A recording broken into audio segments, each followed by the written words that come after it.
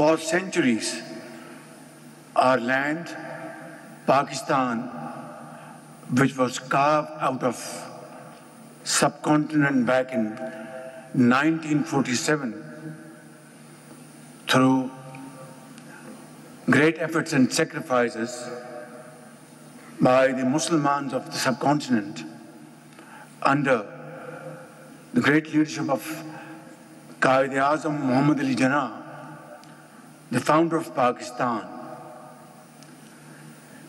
We have all heard those glorious stories of Pakistan being a great channel, conduit, through which scores of countries exchange goods, cultural traditions, and creative ideas.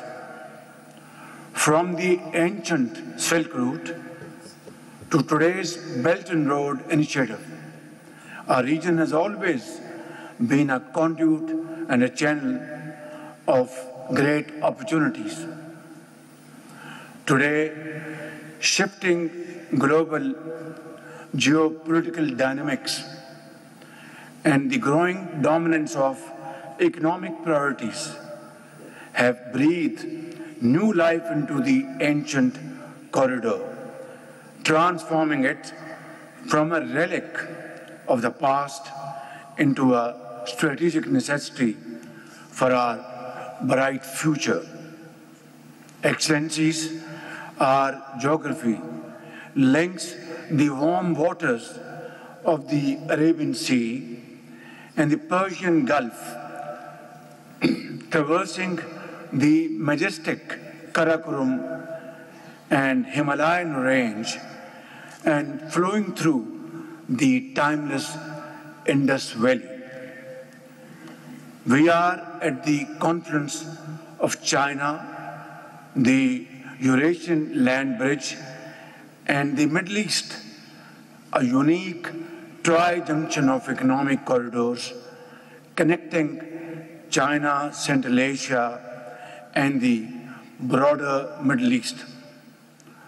Pakistan's long coastline also makes our ports of Gwadar and in future many other potential ports on this coastline, including Karachi, as key transit points on the maritime Silk Road. Honorable delegates, as I speak in this august assembly of our brotherly and friendly delegates, sharing my thoughts with you on this important topic, I am aptly reminded of the vision and foresight of my leader, Prime Minister Mohammad Nawaz Sharif, who staunchly believed that peace and development are intertwined. One of his earliest initiatives after assuming power back in June 2013 was the signing of the China-Pakistan Economic Corridor, the flagship project of President Xi Jinping's Belt and Road Initiative. Therefore, CPAC has been a transformative experience for this region, connecting markets, bringing people together across China, Central Asia, South Asia, and the Middle East. By linking Gwadar port with China's Xinjiang province, it has opened new routes for trade and energy cooperation, serving as a vital gateway of connectivity, opportunity, and of course, cultural exchanges. Ladies and gentlemen, I take huge pleasure and honor in informing this distinguished audience that after the success of its first phase, We are now entering into the second and very exciting phase of CPAC 2.0, centered and based on fostering business-to-business partnerships, strengthening investment opportunities for Chinese companies in Pakistan, as well as from friendly and brotherly countries sitting on this round table, so that we can promote our mutual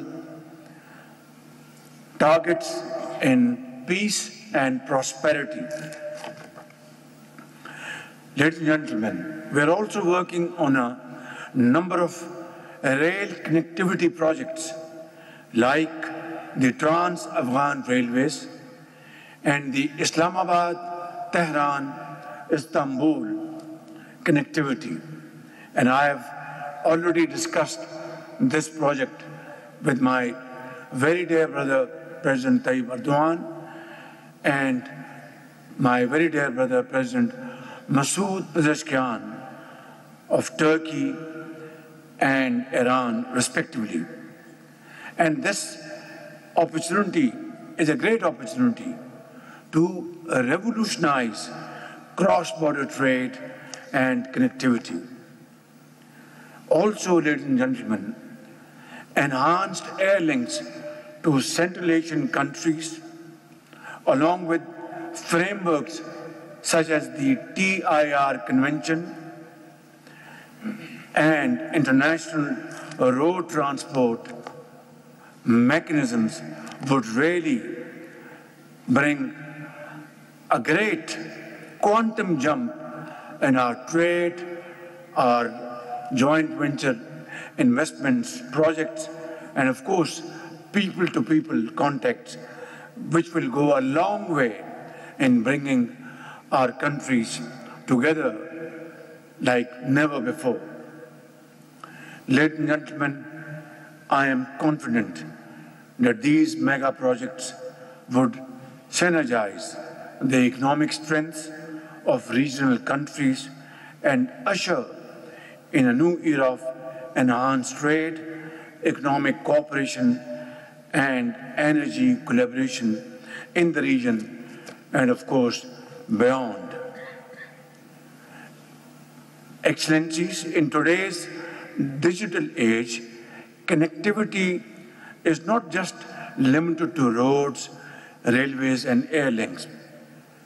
It is all about data, innovation, research and development, and technological integration. Pakistan is investing in digital infrastructure to ensure that we are adequately equipped to catch up with the fourth industrial revolution around the globe, and having a huge youth bulge in Pakistan. Our demographic situation is a challenge as well as an opportunity in Chinese parlance.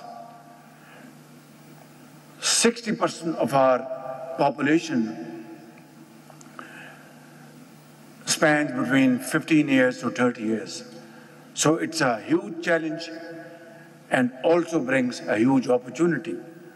If we are able to provide ample opportunities to our youthful boys and girls in the field of IT, AI, vocational training, that will be our greatest asset. We don't have black gold, but we have our youth as our greatest asset, which will become the harbinger of Pakistan's speedy progress and prosperity in time to come. Ladies and gentlemen, it cannot be stressed enough that cooperation in the trade and economic spheres is a win-win proposition, offering rich dividends to all. This would strengthen our common stake in peace and reinforce efforts for development in the region.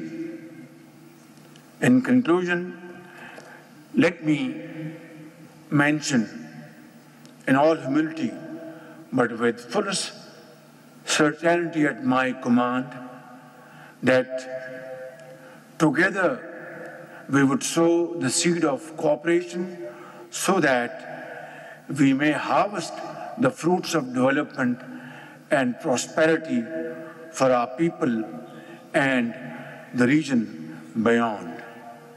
May Allah Almighty give us the guidance and strength to work together very closely and move in unison in future to make this region and regions beyond our borders, which will carry the program of prosperity and progress for all time to come.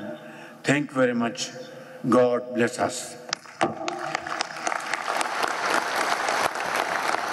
Thank you, Honorable Prime Minister, for your inspiring words and for your continued support in promoting regional cooperation and connectivity across our shared transport corridors.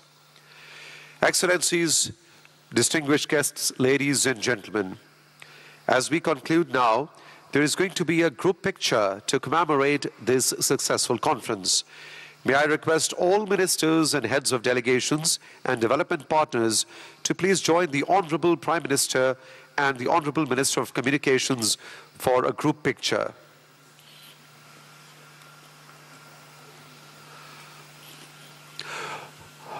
All the ministers, heads of delegations and heads of development partners, please join the Honorable Prime Minister of Pakistan, Mr. Muhammad Shehbaz Sharif, and Honorable Minister of Communications, Mr. Abdul Aleem Khan, for a group picture.